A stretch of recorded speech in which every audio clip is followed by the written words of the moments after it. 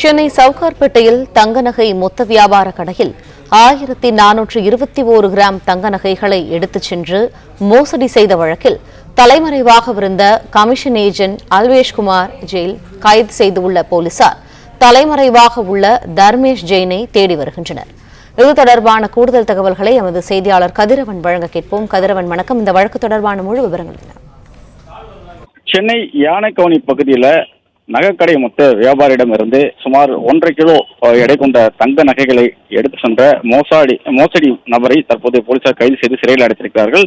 அவரது சகோதரரை தொடர்ந்து தேடி வருகிறார்கள். நகைகளை அவரது சகோதரர் வேறு ஒருவருக்கு விற்பனை செய்ததாகவும் அந்த நகைகளை மீட்கக்கூடிய நடவடிக்கையில் ஈடுபட்டிருப்பதாகவும் யானைக்கவுனி போலீசார் தெரிவித்திருக்கிறார்கள். குறிப்பாக சென்னை வேப்பேரி பகுதியில் இருக்கக்கூடிய லட்சுமணகுமார் என்பவர் சவுகார்பேட்டையில் சிவம் ஜுவல்லர்ஸ் என்ற நகை மொத்த வியாபார கடையை நடத்தி வருகிறார். இவர் நகைகளை மற்ற சில்லறை நகை கடைகளுக்கு கமிஷன் ஏஜென்ட்கள் மூலமாக விற்பனை செய்வது வழக்கமான ஒன்று.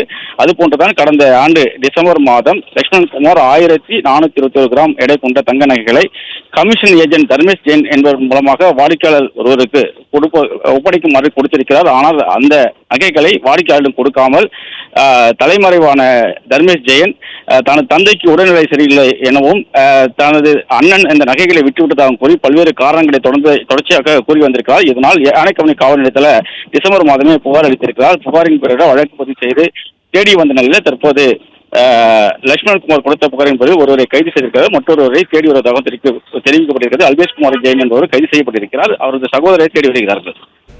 பிளே ஸ்டோர் மற்றும் ஆப் ஸ்டோரில் இருந்து பாலிமர் செயலியை QR கோடு மூலம் பதிவிறக்கம் செய்யுங்கள். செய்திகளை உடனுக்குடன் பெறுங்கள்.